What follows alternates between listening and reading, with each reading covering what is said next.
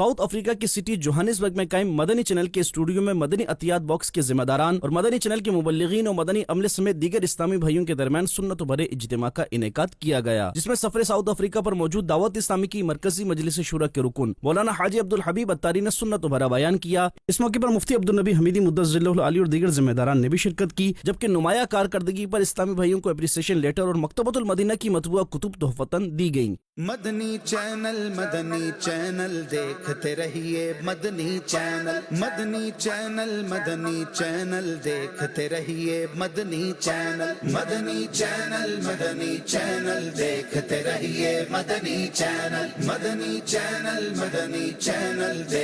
رہیے، مدنی چینل۔ اختتام پر رکن شورا نے صلاۃ و سلام پڑھا اور دعا بھی کرائی۔